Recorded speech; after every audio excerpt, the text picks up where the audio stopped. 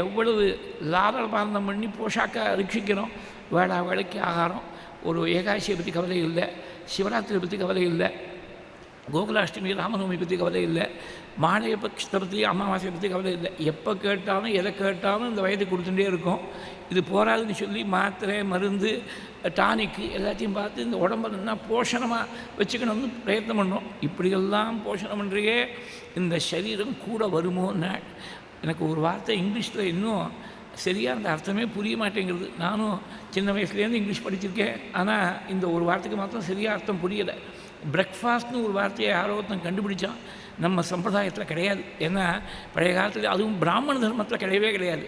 நீங்கள் ஒரு 2-3 தலைமுறை முன்னாடி மட்டும் பார்த்தேன்னாக்கா காலத்தால் 4 மணி 5 மணிக்குள்ளே எழுந்திருந்து ஸ்நானத்தை பண்ணி சந்தியானத்தை பண்ணி பூஜை ஜபங்கள்லாம் முடிச்சுட்டு அப்புறம் மாத்தியானிகம் பிரம்மயஜ்யம் முடிச்சுட்டு யாராவது அதிதிகள் வந்தால் அவளுக்கு போஜனம் பண்ணி வச்சு அப்புறம் சாப்பிடுவாள். நேராக அப்படி தான்.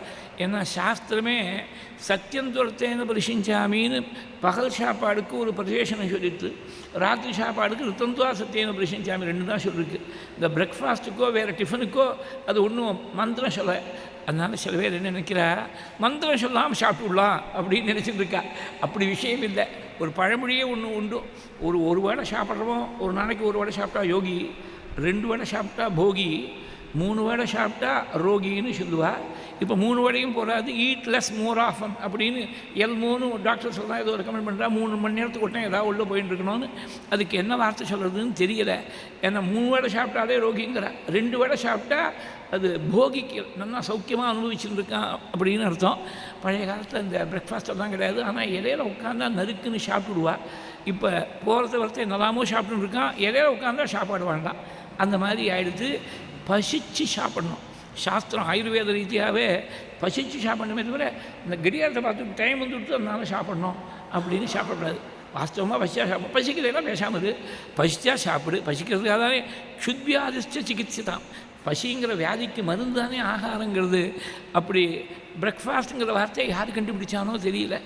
The only time he has fasted is the time when he has been asleep.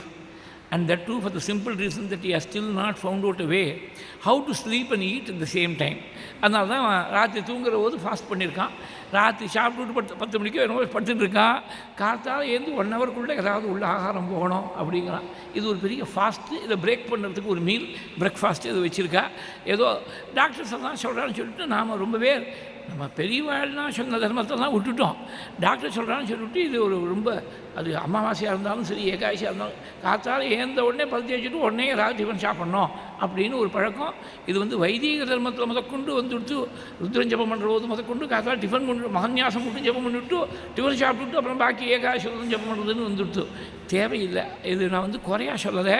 How we can find a simple and easy and practical solution to the மேட்டருங்கிறதுக்காக சொல்கிறேன்.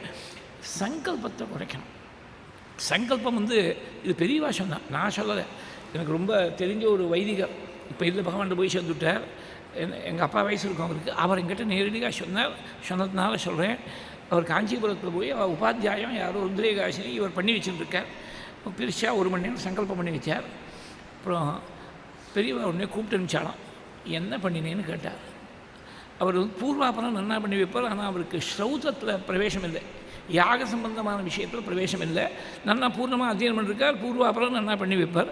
என்ன பண்ணேன்னு கேட்டார். ருத்ரேகாசிக்கு சங்கல்பம் பண்ணேன்னா, நீ ருத்ரத்துடைய பெருமை வேணால் சொல்லு, பாப்பங்கள் நிறையா லிஸ்ட் பண்ண வேண்டிய அவசியம் உண்டான்னு கேட்டாலாம் பெரியவா. நீ சர்வ பாப நிர்கரணார்த்தம்னு ஒரு வார்த்தை சொன்னால் போகாதா? சர்வ பாபங்களும் போக்குறதுக்காக ருத்ரேகாசினி ஆக்கிய மகாபிராயஷ்சித்த கர்ம கரிஷ்யே அவ்வளோதானே சொல்லணும். அது உனக்கு சோமயாகத்துக்கு என்ன சங்கல்பம் தெரியுமான்னு கேட்டார். இவருக்கு சௌதத்தில் பிரவேசம் இல்லை, பேசாமல் இருந்திருக்கார். அங்கே ஒரு யாகம் பண்ண தீட்சர் வந்திருக்கார்.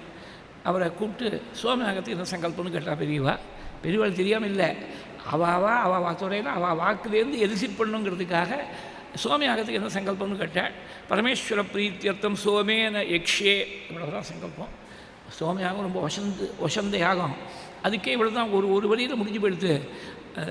அன்னிலேருந்து நான் அந்த ருத்ரேகாசினி மகாருத்ரம் அதிருத்ரம் எதுவாக இருந்தாலும் சங்கல்பத்தை ரொம்ப சங்கரமாக பண்ணினுட்டேன். பெரியவா சொன்னதுனால பண்ணினுட்டேன்னு எங்கிட்ட சொன்னார் அவர்.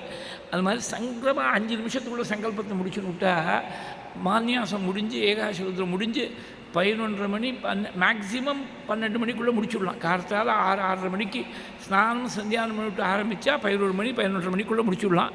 அப்புறம் ஒரு 1/2 மணி நேரம் மாத்தியானிகம் பிரம்மயஜ்யம் பண்ணிவிட்டு 12 மணிக்கு 12:30 மணிக்குள்ளே இலைய போட்டுடலாம்.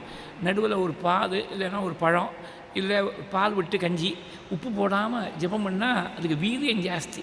அனசனமாக பண்ணக்கூடிய விஷயத்துக்கு அதனால தான் மகான்கள் பிராமணோத்தமர்களெல்லாம் பிரம்மத்தை எப்படி தெரிஞ்சுப்பான்னு சொல்கிற போது தானேன தபசாச்ச அனசனேனா அப்படின்னு உபனிஷத் சொல்கிறது.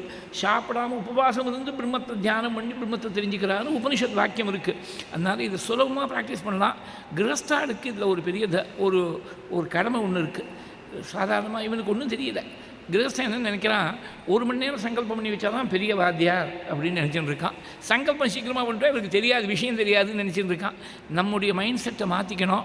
அது மாதிரி எதுக்காக தான் சொல்ல வந்தேனாக்க, ஆகாரம் நம்ம கர்மாவை முடிச்சுட்டு ஆகாரம் பண்ணால் அது ரொம்ப ஸ்லாக்கியம். அது அனசனமாக செஞ்சால் அதுக்கு வீரியம் ஜாஸ்தி. பாராயணமோ டிஃபன் சாப்பிட்டு பூஜை பண்ண முடியுமா சொல்லுங்க? பூஜைன்னு ஒன்று இருந்தால் பூஜையை தான் முடிச்சுட்டு மாத்தியானங்கம் பிரம்மயஜ்யம் முடிச்சுட்டு அப்புறம் தானே சாப்பிட முடியும். அதுக்கு முன்னாடி போனால் பொழுது பாதவானா குடிக்கலான்னு தேவகாரியத்தில் சொல்லியிருக்கா. பித்ருகர்மாவில் அந்த சலுகையும் கிடையாது. தீர்த்தம் கூட கிடையாது, ஒரு பொட்டு ஜலம் கூட கிடையாது. ஒட்டுக்கு இருந்து தான் பித்ருகர்மா பண்ணோம். தேவதா காரியத்தில் பயோபிராமணஸ்ய விரதம் யபாகூராஜன்யஸ்யா பால் மாத்திரம் குடித்தா பிராமணனுக்கு விரதபங்கம் இல்லைன்னு இருக்குது. தேவதா காரியத்தில் கஞ்சி குடிக்கிறது க்ஷத்ரியனுக்கு சொன்னாள்.